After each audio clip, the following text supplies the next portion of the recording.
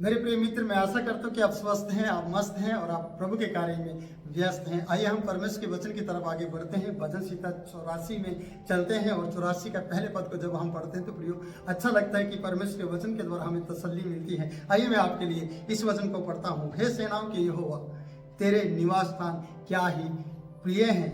प्रियो, परमेश्वर के निवास स्थान क्या ही प्रिय है।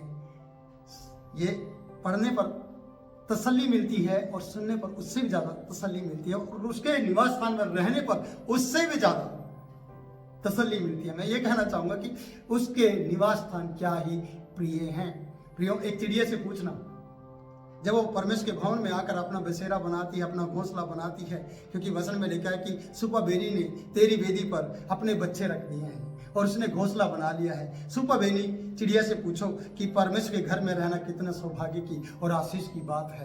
प्रियो, मैं और आप हम सब परमेश्वर के घर की तरफ मुंह मोड़कर देखना पसंद नहीं करते। हम यू टर्न लेना पसंद नहीं करते। हम दुनियादारी की बातों में जा रहे हैं और दुनियादारी में अपना समय बिता रहे हैं। ये हमारे लिए बड़ी भयानक बात है और हम एक दिन पछताएंगे। यू टर्न फिर से ले लो, परमेश्वर के भवन की सुधि, सड़क की सुधि रख लो। याद रखो कि उसके निवास स्थान क्या ही प्रिय है। अगर एक सेवक इस बात को कह सकता है कि उसके निवास स्थान क्या ही प्रिय है, तो हम सेवक होने के नाते, हम विश्वासी होने के नाते, क्या हमें याद नहीं है उसके निवास स्थान क्या ही प्रिय है? क्या आप विपत्ति में पड़ेंगे? क्या आप जब कष्ट में आएंगे, जब आप यातनाएं सह रहे होंगे, जब आपके हालात बिगड़ जाएंगे, तब आपको निवास स्थान प्रिय लगेगा? उससे पहले आप सचेत हो जाएं कि विपत्ति आने से पहले मैं परमेश्वर के सन स्थान में, छायो स्थान में जाकर बैठ जाऊं और वहां पर जाकर उसके निवास स्थान को कह सकूं क्या ही प्रिय है यहोवा के निवास स्थान। प्रियो, रहने का स्थान प्रिय है।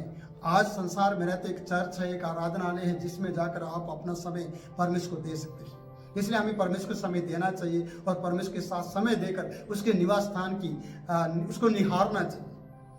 अगर भजन संहिता 19 में इस प्रकार से हम जब पढ़ते हैं, वहां पर इस प्रकार से लिखा है प्रियो, भजन संहिता में आकाश उसकी महिमा का वर्णन कर रहा है। ऐसा मैं आपके लिए पढ़ देता हूं प्रॉपर रीति से। भजन संहिता 19 में आकाश परमेश्वर की महिमा का वर्णन कर रहा है और आकाश मंडल उसकी हस्तकला को प्रकट कर रहा है। आकाश मंडल उसकी हस्तकला को प्रकट करता है। आकाश मंडल के बारे में सोचिए, आकाश मंडल को क्या पड़ी है?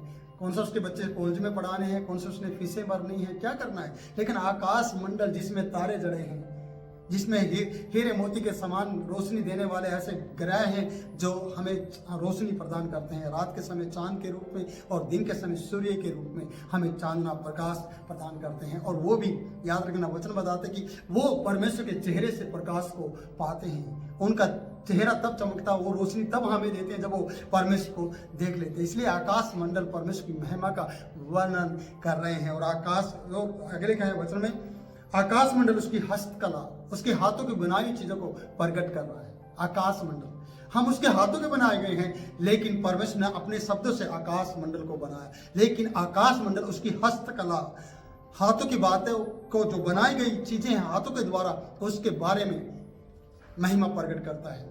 और हाथों के द्वारा कौन बनाया गया? आप और मैं। वो आकाश मंडल हमारे बारे में भी लोगों को बताने के लिए तैयार है, सृष्टि को बताने के लिए तैयार है। चिड़िया, पंछी, सागर, गहरे पर्वत, जो भी है, पहाड़, ये सब परमेश्वर के बनाए हैं और वो सब परमेश्वर की स्तुति करते हैं। और हम इंसान किसकी स्तुति करते हैं? अगर किसी के पास अच्छा मोबाइल है हम उसकी तारीफ कर देते हैं, किसी के पास अच्छे कपड़े हैं हम उसकी तारीफ कर देते हैं, किसी का अच्छा घर है उसकी तारीफ कर देते हैं। लेकिन याद रखिए, परमेश्वर की वजह से है सब कुछ। मेरी और आपकी कोई भी औकात नहीं थी।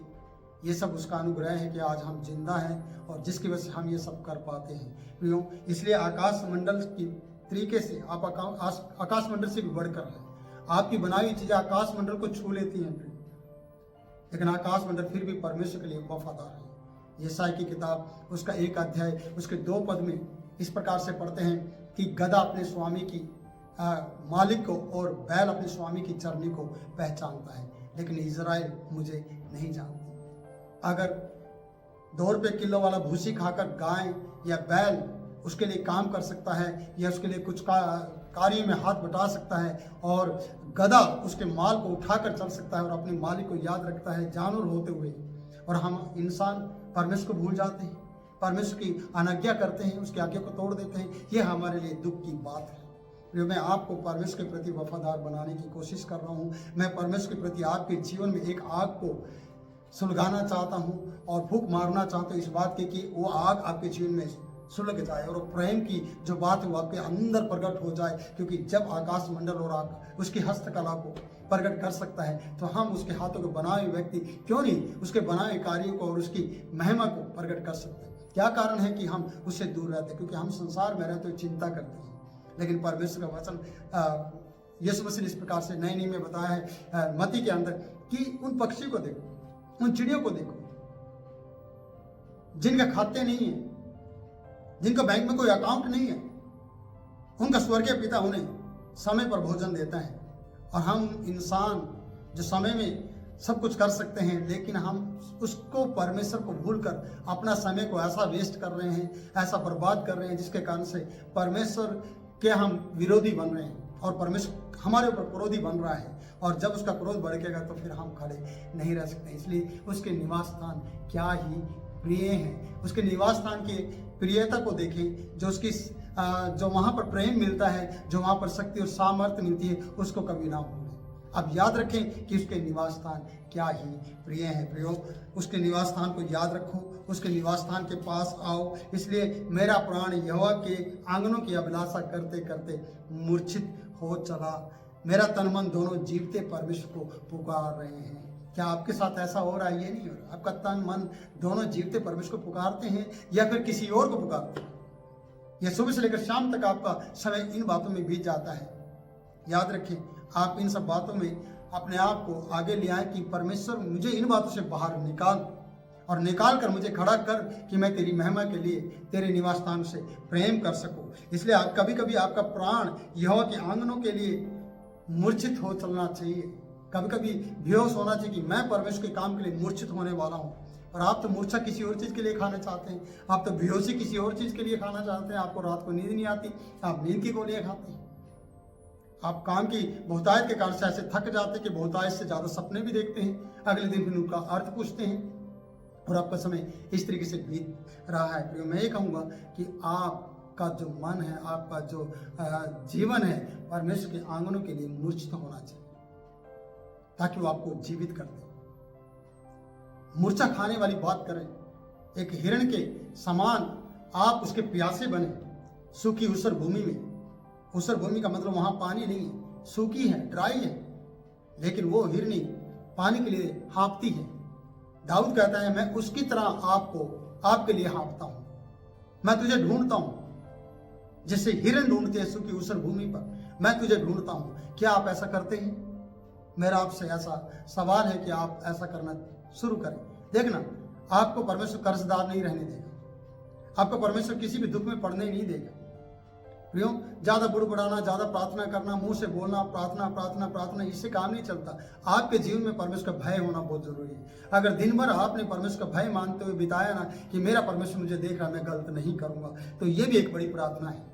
और इसके कारण से परमेश्वर आपको आशीष देगा कि मेरे बेटे को इस बात का पूरे दिन ध्यान रहा कि मैं उसका परमेश्वर हूं और मैं उसका बेटा हूं। आपको ये याद रहने पर परमेश्वर आपकी इस बात को प्रार्थना के रूप में ले लेगा और आपके प्रार्थना और निवेदन कुरनेलियुस की तरह परमेश्वर के सामने उपस्थित किए जाएंगे, क्योंकि आपने दिन भर परमेश्वर का डर मानते हुए, परमेश्वर का भय मानते हुए अपने आप को परमेश्वर के लिए पवित्र रखा। इस कारण से परमेश्वर ने आपकी इन बातों को प्रार्थना का रूप दे दिया और परमेश्वर ने उसके बदले में आपको आशीष देने के लिए वादा कर लिया है, वाचा बांध लिया है और फरिश्तों को कह दिया है कि कुरनेलियुस की तरह उसके दान और प्रार्थनाएं उपस्थित के स्मरण के लिए परमेश्वर के सामने भेजी गई है और पवित्र आत्मा उसके घर पर उतरा। पतरस के द्वारा वहां एक बेदारी आ गई, अन्य जातियों पर बेदारी आ गई, अन्य जातियों के घर में पवित्र आत्मा उतरा है। क्या आपके घर में परमेश्वर का आत्मा नहीं आ सकता है? पर आपको कई लोगों को गुनाह चेहरा देखते कि सिर्फ बोलते हैं, बाद में पाप करते हैं, फिर बुराई करते हैं। जितना समय उन्होंने प्रार्थना में दिया उससे भी बढ़कर वो बुराई में दे देते हैं। प्रयोग नहीं, आपको ये सोचना है कि मेरा समय किसके साथ बीते, एक भय के साथ कि मेरा परमेश्वर मुझे देख रहा है।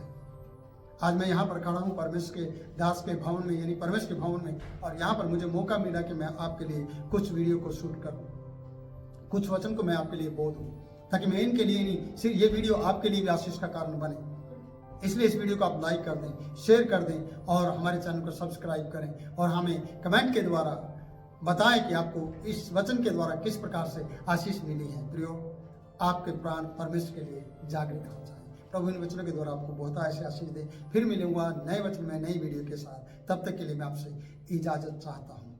जय मसीह।